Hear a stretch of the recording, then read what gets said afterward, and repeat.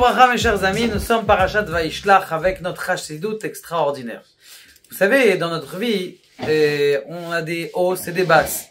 On a des, comment on appelle ça, des matzaveroirs, ce qu'on dit en hébreu, c'est-à-dire des sauts d'humeur. Des fois on est content, des fois on est mchenef, comme on dit en yiddish, des fois on est bien, des fois on est heureux, des fois on est souriant, des fois on est triste. On sait pas exactement, et on sait pas comment gérer, comment ça se fait qu'il y a des sauts d'humeur comme ça monte, ça descend.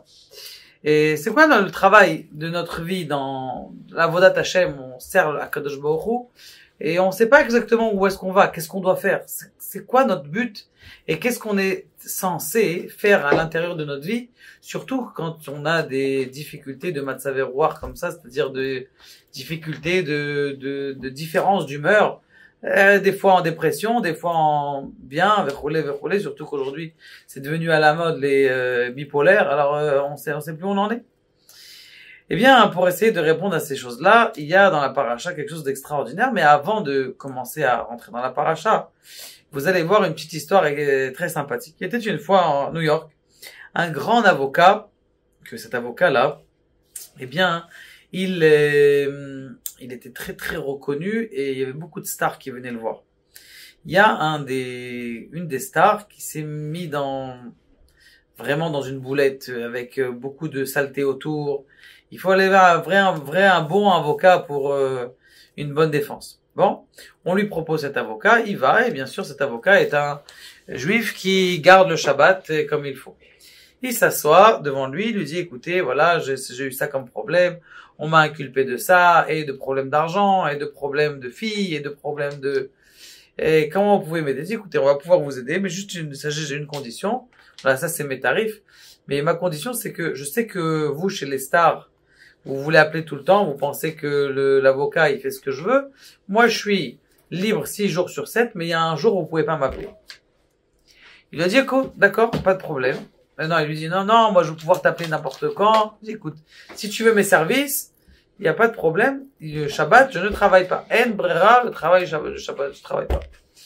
Bon, l'autre, comme il a vu que c'était un avocat sérieux et qu'on ne pouvait pas grand chose, c'était sa seule possibilité, eh bien, il lui a dit, d'accord. Il lui a dit, je prends ça. Bon, un Shabbat, 2 Shabbats, 3 Shabbats. Au bout du 4e Shabbat, le téléphone, il sonne. 1 fois, 2 fois, 3 fois. Plein milieu du Shabbat. C'est sûr, c'est la star, là, celui-là. Celui-là, il croit que tout le monde lui appartient. Il croit que tout le monde est à ses pieds. Et je vais pas lui répondre, je m'en fiche. 2 fois, 3 fois, mamache toute la journée, plusieurs fois dans la journée. Bon, Motzei Shabbat arrive, dimanche, il arrive. Il appelle la star, il lui dit, écoutez, j'imagine que si vous m'avez appelé hier, vous avez besoin de quelque chose. Elle dit, non, je suis désolé, tu sais même pas quel kiff tu m'as fait. Tu m'as fait gagner $10,000. 10 000 $? Comment je te fais gagner 10 000 $? Il dit, bah, écoute, j'ai parié avec des autres copains stars que je connais quelqu'un qui a vraiment une signification dans sa vie. Il vend pas tout, il vend pas ses parents pour de l'argent. Il a un sens, il vit une vie avec un but, un objectif. Et donc, j'ai parié $10 000 que tu allais pas répondre au téléphone.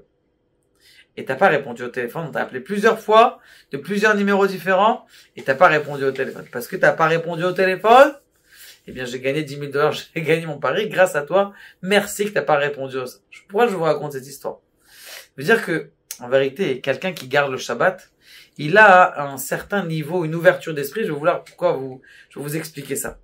Et vous savez très bien que Yaakov Avinu dans la paracha, il revient pour des pachim ketanim, pour des petits verres en plastique. Vous imaginez, il avait comment on appelle ça, une manche de verre en plastique.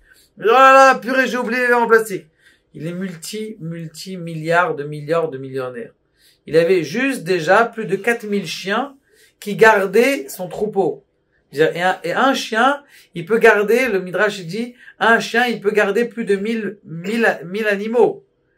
Donc ça veut dire, c'est vraiment des sommes faramineuses que Yaakov il avait. Maintenant, ce qui se passe, c'est que il revient, pourquoi? Pour des verres en plastique. Qu'est-ce que c'est ce Inyan-là, de revenir des verres en plastique? Yaakov, surtout quand il est revenu pour des verres en plastique, il s'est fait attaquer par l'ange des savent parce qu'il était tout seul. Qu'est-ce que ça veut dire? C'était quoi son idée à Yaakov d'aller chercher ces verres en plastique. Autre chose, on sait très bien que la Torah, elle donne un nom à ce Nahal, c'est-à-dire à ce fleuve. Comment il s'appelle ce Nahal? Il s'appelle Nahal Yabok. Alors c'est intéressant, pourquoi est-ce que la Torah nous dit, ouais, il a passé le Nahal Yabok? C'est important. Est-ce que c'est le Nahal Yabok, ou le Nahal Lachish, ou le Nahal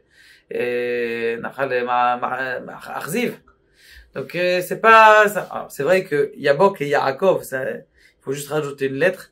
Aval, c'est pas le Inyan ici. Il dit comment il s'appelle ce livre? Il s'appelle le Ahavat Oev Israël Me'apta. Il dit le Rav Israël Oev Me'apta.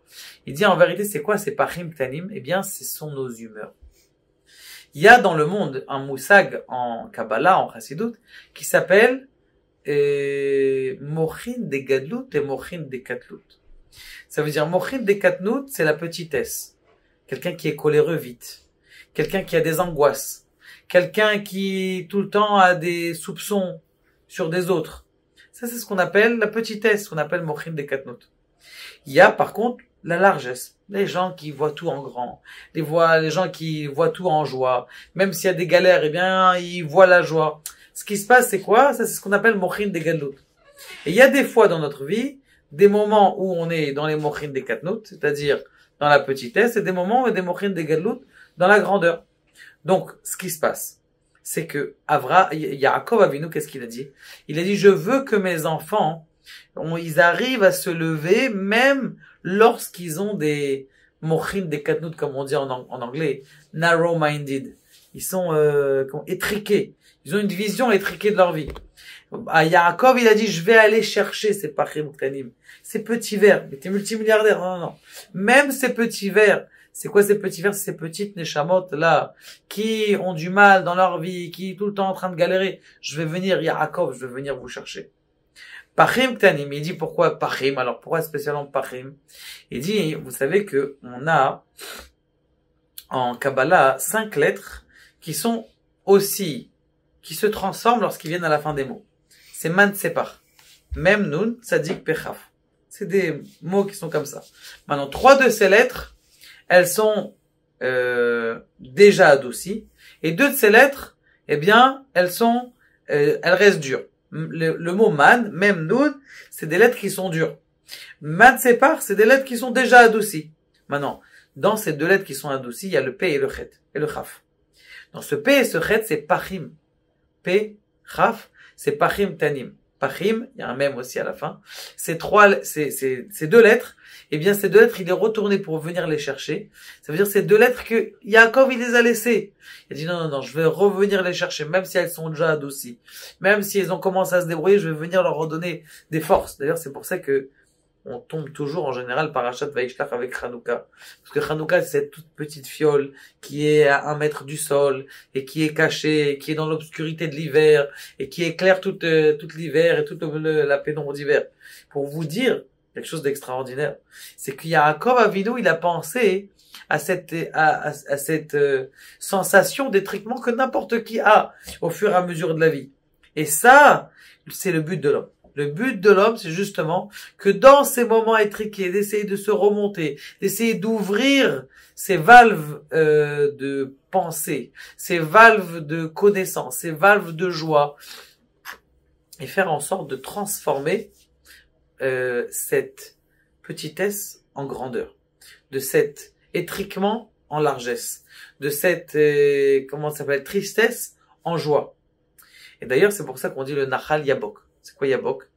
Ça fait partie de Yichud, Bracha et Kedusha. Ça veut dire quoi? Yichud, c'est-à-dire la connexion avec Dieu. Savoir que, comme on dit dans les 12 éléments en Amérique, vous savez, ils ont un système des 12 éléments de sortir de la drogue, de sortir. Un des éléments, c'est, je me connecte, je sais que je suis géré par plus haut. Ça, c'est Yichud. Bracha, je sais qu'Akadosh Baruch Hu, il m'envoie. Et Kedusha, c'est moi qui crée la base pour pouvoir justement recevoir la bénédiction d'Akadosh Baruch Hu. Ça, c'est Yichud, connexion. Bracha, influence du haut vers le bas. Et Kedusha, influence du bas vers le haut. Ça, c'est 3 éléments qui sont dans le mot Yabok. Yabok, c'est le Nachal Yabok. En vérité, qu'est-ce qui s'est passé? Yaakov, il a fait demi-tour. Il a passé un Nachal qui s'appelle Yabok. Ça veut dire quoi? Il t'a donné ce processus. Comment passer de la petitesse, de l'angoisse, de la Ramma à la joie et à la Hafla. Kadosh Baruch Hu nous donne de la joie et de la Hafla et que du bonheur et de voir que Be'ezrat Hashem, on puisse voir l'avènement du Mashiach très très prochainement.